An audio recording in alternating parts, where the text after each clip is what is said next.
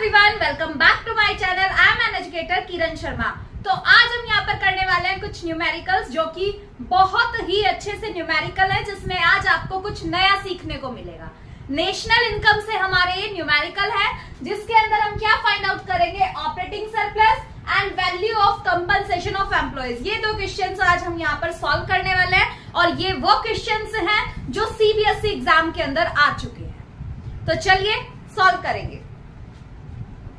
देखो, first question जो बोल रहा है वो क्या बोल रहा है, calculate operating surplus, calculate the value of operating surplus. Operating surplus की वैल्यू हमें फाइंड आउट करनी है और ऑपरेटिंग सरप्लस का यूज हम कहां पर करते हैं, इनकम मेथड के अंदर करते हैं। जो हम NDP and FC find out करते हैं उसका फॉर्मूला होता है compensation of employees plus operating surplus plus mixed income. ठीक है, ये हमारा इनकम मेथड के अंदर यूज होता है, सबको पता है। इसके पार्ट्स क्या होते हैं, rent, royalty, profit and interest. ये चार चीजें ऑपरेटिंग सरप्लस के अंदर काउंट होती है। तो अपने क्वेश्चन को देखते हैं क्या क्या चीजें हमारे पास गिवन है। देखो, रॉयल्टी गिवन है 5 रुपीज, रेंट गिवन है 75, इंटरेस्ट गिवन है 30, net domestic product at market price given है 400, प्रॉफिट गिवन है 45 एंड डिविडेंड्स गिवन है 20। देखो, बहुत इजीली हम ऑपरेटिंग सरप्लस यहाँ फाइंड आउट कर लेंगे, क्योंकि ऑपरेटिंग सरप्लस के वैल्यूज हमें गिवन है, उनके आइटम्स हमें गिवन है। तो जल्दी से फॉर्मूला रखते हैं एंड सॉल्व कर देते हैं इसको। ठीक है, देखो कितना प्यारा सा क्वेश्चन सीबीएसई ने बोर्ड एग्जाम के अंदर पूछ रखा है यहाँ पे। ठीक है, तो सबसे पहले ये चीज आपको ध्यान रखनी है कि जो चीज आप फाइंड आउट कर रहे हैं उसको जरूर मेंशन कर दें। ठीक है, जो भी आप फाइंड आउट कर रहे हैं उसको मेंशन जरूर करना है, ये चीज ध्यान रखनी है। ठीक है, समझ में आई बात। तो ऑपरेटिंग सरप्लस का जो हमारा फॉर्मूला होता है वो क्या होता है, 4 आइटम्स इसके अंदर आते हैं, rent, royalty, profit and interest. ये 4 आइटम्स हम कंक्लूड करते हैं, इंक्लूड करके चलते हैं किसके अंदर, ऑपरेटिंग सरप्लस के अंदर। ठीक है, समझ में आई बात। तो इनकी वैल्यूज यहां पर पुट कर देंगे। रेंट जो गिवन है हमें 5 रुपीज, सॉरी 75। ठीक है, रेंट कितना है 75 रुपीज गिवन है। ठीक है, रॉयल्टी है 5 रुपीज, प्रॉफिट कितना गिवन है, प्रॉफिट है 45। देखो, मैंने आपको बताया था कि जब हमें प्रॉफिट गिवन है, चाहे उसके पार्ट्स भी हमें गिवन ना हो प्रॉफिट के, ठीक है, प्रॉफिट के पार्ट्स हमें यहाँ पे दे रखे हैं, डिविडेंड्स। तो जब प्रॉफिट आ गया तो फिर हमें डिविडेंड को नहीं लेना है। ठीक है, क्योंकि डिविडेंड ऑलरेडी प्रॉफिट के अंदर इंक्लूडेड है। ठीक है, तो प्रॉफिट की वैल्यू कितनी है 45 प्लस इंटरेस्ट। इंटरेस्ट की वैल्यू कितनी है, इंटरेस्ट की वैल्यू है यहाँ पर 30, इंटरेस्ट की वैल्यू रख देंगे 30। ठीक है, इन सभी चीजों को ऐड कर लेंगे, ऑपरेटिंग सरप्लस की वैल्यू निकल कर आ जाएगी हमारी। ठीक है, 5 कैरी 1 8 प्लस 4 12 प्लस 3 15। ठीक है, 155 रुपीज जो है हमारा आंसर यहाँ पे आ गया है, ऑपरेटिंग सरप्लस की वैल्यू आ गई है। किसी को कोई दिक्कत? अगर बच्चा कुछ भी चीज यहाँ पर समझ में ना आए या कोई भी प्रॉब्लम आपको लगे तो कमेंट कर देना। ठीक है बच्चा, चलिए अब इसके बाद चलते हैं हम अपने नेक्स्ट क्वेश्चन की साइड। ठीक है, नेक्स्ट क्वेश्चन क्या बोल रहा है, यहां से रब कर देती हूँ उसको, तभी वो अच्छे से हो पाएगा। देखिए,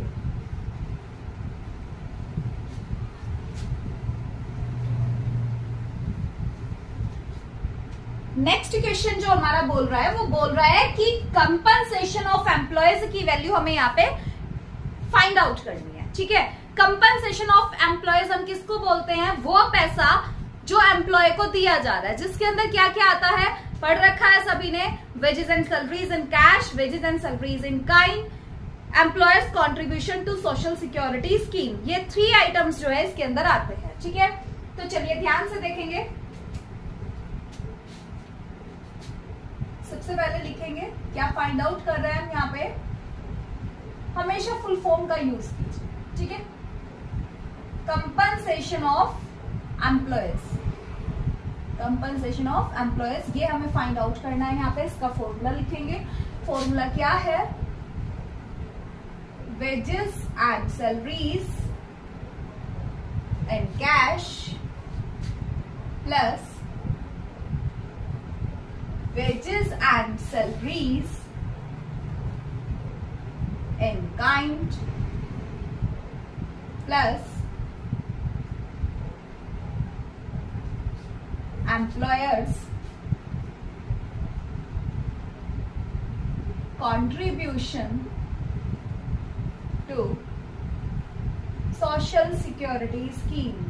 ठीक है, ये हमारा फॉर्मूला है।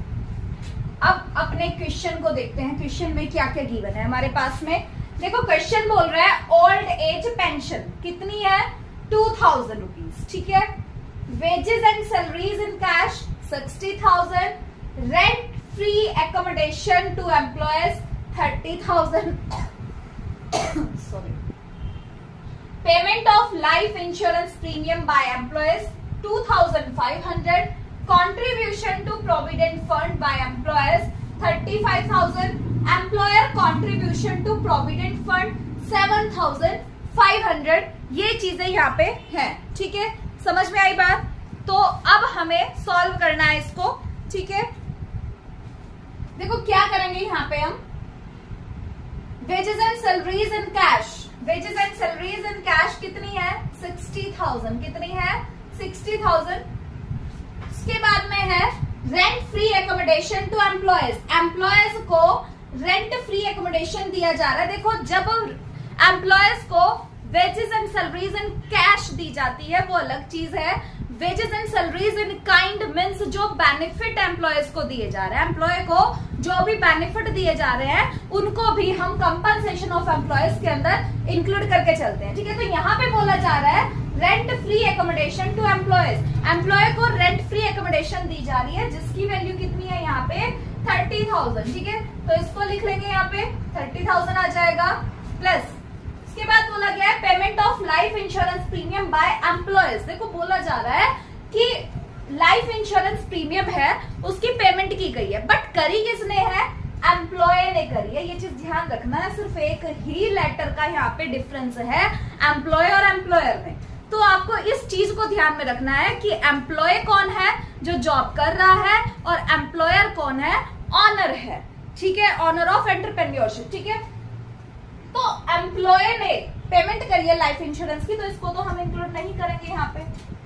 Contribution to provident fund by employees, employees ने प्रोविडेंट फंड में कॉन्ट्रीब्यूशन दिया है। मैंने आपको बताया था ईपीएफ में क्या होता है, एम्प्लॉय का भी कंट्रीब्यूशन होता है और एम्प्लॉयर्स का भी होता है। ये चीज मैंने आपको बता रखी है वीडियोस में। ठीक है, जब मैंने ये चैप्टर आपको कराया था, तो इसको भी हम कट कर देंगे। फिर उसके बाद बोला जा रहा है employers contribution to provident fund. अब बात आती है, देखो employers contribution to provident fund कौन कंट्रीब्यूशन कर रहा है, एम्प्लॉयर कर रहा है, ऑनर ऑफ एंटरप्रेन्योरशिप। ठीक है, तो इस चीज को हम यहाँ पे इंक्लूड करेंगे, ये करेक्ट है। ठीक है, employers contribution to social security scheme, उसके अंदर ये आ रहा है employers contribution to provident fund कितना है, 7,500। इनको टोटल कर लीजिए फटाफट से। ठीक है, जल्दी से बताएंगे क्या करेक्ट आंसर हमारा यहाँ पे होना चाहिए टोटल करके। देखो क्या है, 7, ठीक है, 6 and 3 ये हो जाएंगे हमारे 9। ठीक है, कितना आ गया आंसर, 97,500। ठीक है, 97,500 ये अमाउंट जो हमारा क्रॉर्स में था, तो इसको हम क्रॉर्स में लिखेंगे। ठीक है, समझ में आ गया है। क्वेश्चन दोबारा से देख लो। देखो क्वेश्चन के अंदर बोला गया था old age pension, old age pension को हम इंक्लूड नहीं करेंगे क्योंकि ये कंपनसेशन ऑफ एम्प्लॉयज नहीं है, ये ओल्ड एज पेंशन है जब वो जॉब को छोड़ देगा। ठीक है, wages and salaries in cash include होगा, rent free accommodation to employees include होगा, payment of life insurance premium by employees, ये एम्प्लॉय ने पे करा है इसलिए इसको इंक्लूड नहीं करेंगे। Contribution to provident fund by employees, employee ने कंट्रीब्यूशन किया है प्रोविडेंट फंड में, तो इसको भी हम इंक्लूड नहीं करेंगे। Employer contribution to provident fund, इसको हम इंक्लूड करेंगे। ठीक है, तो फॉर्मूला हमारा ये है कंपनसेशन ऑफ एम्प्लॉयज कैलकुलेट करने का, wages and salaries in cash plus wages and salaries in kind, employers contribution to social security scheme. ठीक है, इनको ऐड कर देंगे, ये हमारा आंसर है। ठीक है, समझ आया सबको? कोई भी दिक्कत, कोई भी परेशानी, कोई भी डाउट हो आपको तो आप कमेंट कर सकते हैं। और बच्चा इसके जितने भी न्यूमेरिकल्स हैं, जो भी फॉर्मूले हैं हमारे तीनों मेथड से, value added method, income method and expenditure method, ये तीनों मेथड से आपको कराए हुए हैं। ठीक है, कि किस तरह से नेशनल इनकम हम फाइंड आउट करते हैं अपने तीनों मेथड से, तो अगर आपने नहीं देखी है वीडियोस में जाकर के देख लेंगे। लाइव क्लासेस भी होती है आपकी 5:30 पर, जो प्रीवियस लाइव क्लासेस है उनके अंदर ये टॉपिक